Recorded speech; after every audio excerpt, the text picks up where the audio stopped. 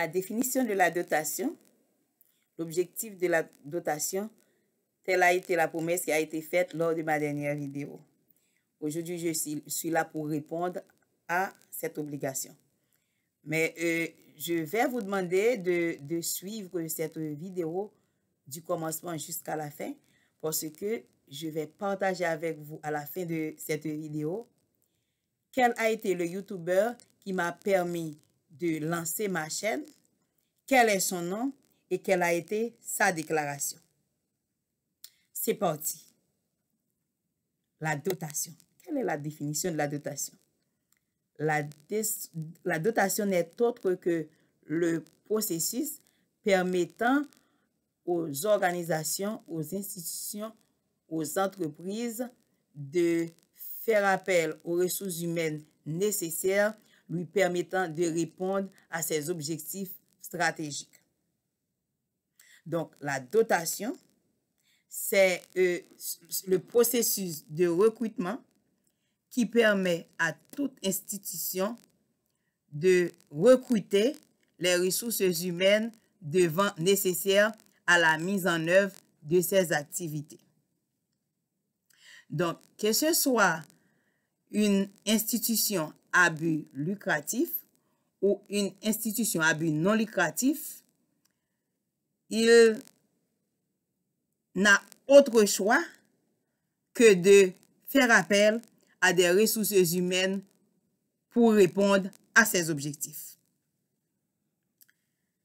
Quel est alors l'objectif de la dotation? La définition de la dotation nous donne déjà un aperçu de ce que devrait être son objectif. Eh bien, l'objectif de la dotation, c'est d'attirer, de motiver, de fidéliser et de retenir les ressources humaines les plus compétentes pouvant aider l'organisation à atteindre ses objectifs stratégiques. Que ce soit les organisations à but lucratif ou les organisations à but non lucratif, elles ont toutes des objectifs soit annuels, soit pluriannuels. Et les deux types d'organisations ont des objectifs stratégiques à poursuivre. Mais je vais surtout insister sur l'objectif, sur l'intérêt ou bien sur le besoin, sur quoi porte l'intérêt de l'organisation à but lucratif. L'organisation à but lucratif a deux intérêts majeurs. Premièrement, c'est satisfaire ses clients. Deuxièmement, c'est maximiser ses profits. Pour satisfaire ses clients, il a besoin de ressources humaines répondant à ses besoins. Pour maximiser ses profits, elle a besoin de ressources humaines nécessaires à ses exigences. Donc, c'est pour cela, j'ai bien dit que la dotation, c'est le processus qui permet à l'organisation de recruter des ressources humaines compétentes, selon lui, pouvant l'aider à répondre à ses objectifs. Donc, quand une organisation décide de lancer un processus de recrutement et que vous voyez que votre candidature a été retenue, cela veut dire que vous avez la compétence pertinente qui répond à l'exigence de l'organisation. Et quand votre candidature n'aurait pas été retenue également, vous devriez penser que vous n'aviez pas la compétence pertinente. Donc, à ce niveau, j'ai un conseil extraordinaire pour chacun d'entre vous qui est en train de me suivre. Il faudrait vous mettre dans la position des gagnants. Vous mettre dans la position des gagnants, comment, en tant que professionnel, c'est de vous arranger d'être parmi les personnes les plus compétentes, les ressources humaines les plus compétentes. Je ne dis pas que vous devriez être le plus compétente étant que ressources humaines, mais je dis que vous devriez vous classer parmi les ressources humaines les plus compétentes et c'est à ce moment-là que vous allez être en mesure de mettre la chance de votre côté. Parce que l'organisation lui-même, c'est ce qu'elle cherche. C'est les ressources humaines les plus compétentes. Cela veut dire que, quel que soit dans le domaine que vous évoluez, vous devriez vous arranger d'être parmi les meilleurs. Vous êtes éducateur, meilleur. Vous êtes éducatrice, meilleur. Vous êtes comptable, meilleur. Vous êtes docteur, meilleur. Vous êtes secrétaire, meilleur. Vous êtes ingénieur, meilleur. Vous êtes gestionnaire comme moi, meilleur. Vous êtes un spécialiste des ressources humaines, meilleur. Donc, pourquoi? Parce que quand vous êtes parmi les meilleurs, vous mettez la chance de votre côté. Et comment est-ce que vous pouvez être parmi les meilleurs? C'est par le travail acharné.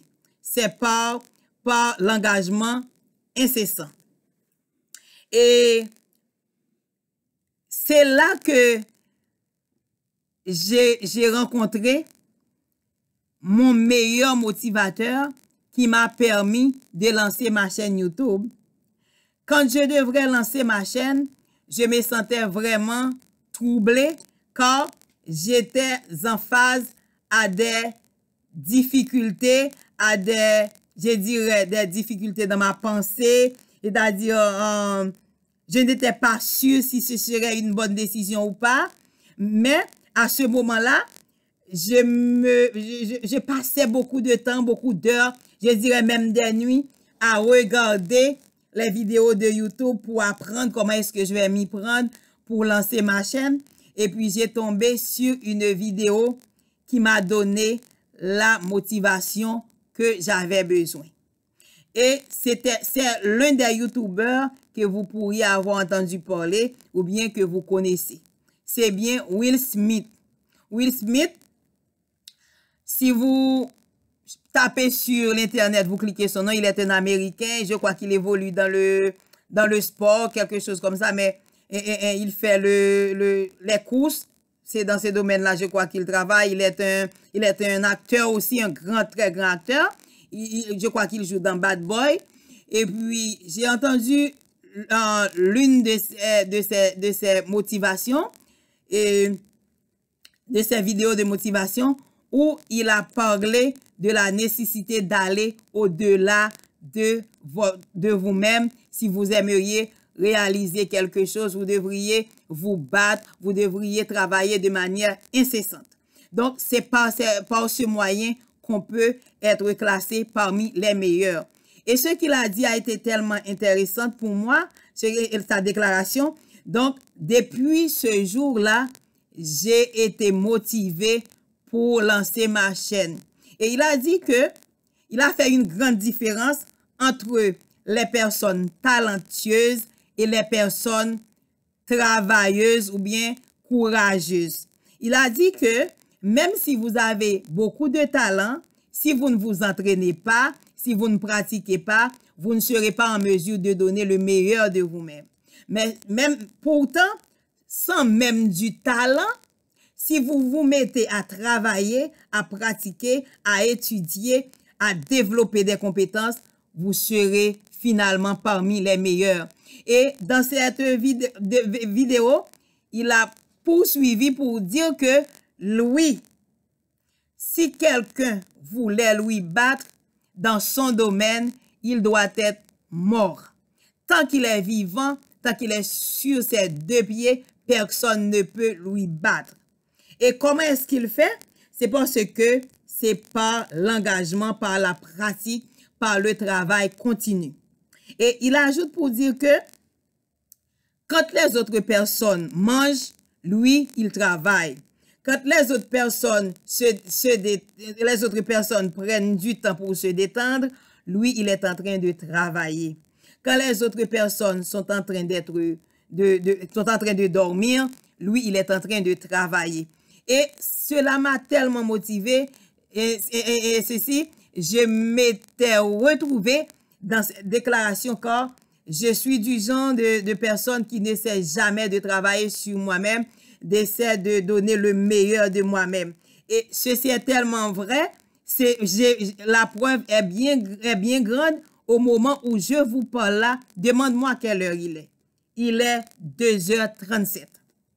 Et je suis en train de monter ma vidéo. Donc, c'est pour vous dire que, donc, même lorsque vous vous imaginez n'être pas talentueux, mais avec le peu de volonté que vous avez, vous devriez travailler dans votre profession, prendre des formations, prendre des conférences de développement,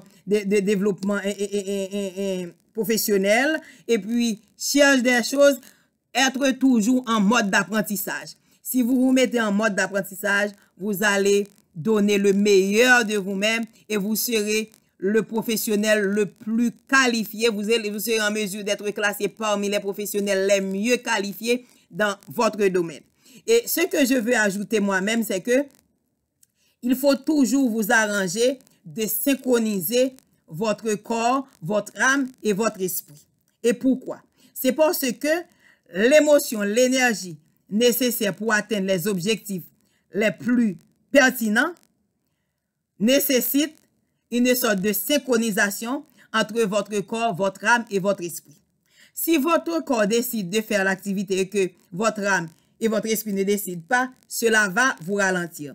Si votre âme et votre esprit décident que votre corps ne veut pas, et votre corps va vous ralentir. Donc, c'est ce qui m'était arrivé quand je devrais lancer ma chaîne. Donc, j'avais pris du temps pour faire une sorte de synchronisation entre mon corps, mon âme et mon esprit, de manière telle que je puisse avoir l'énergie nécessaire, la motivation nécessaire, l'engagement nécessaire qui pour me permettant d'aller jusqu'au bout. Et je m'étais un peu rendu dans la prière parce que c'est ma force. Donc, pour pouvoir donner le meilleur de moi-même et avoir le résultat attendu, parce que je n'aime pas mettre la main dans la charrue et regarder en arrière. Donc, c'est très important, si vous voulez aller jusqu'au bout dans votre domaine, il faut inévitablement synchroniser et votre corps, votre âme et votre esprit dans ce que vous êtes en train de faire. Et ce que je vais ajouter pour vous également, il faut faire ce que vous aimez. Ne faites pas ce que vous voyez que les autres font. Il faut faire ce que vous aimez. Parce que moi-même, la gestion des ressources humaines, c'est ma passion.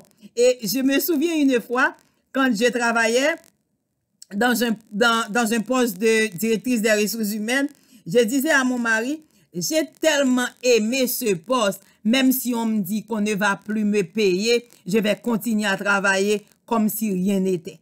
Donc, il faut toujours faire ce que vous aimez. Et quand vous êtes en train de faire ce que vous aimez, vous allez donner de très, très, très bons résultats.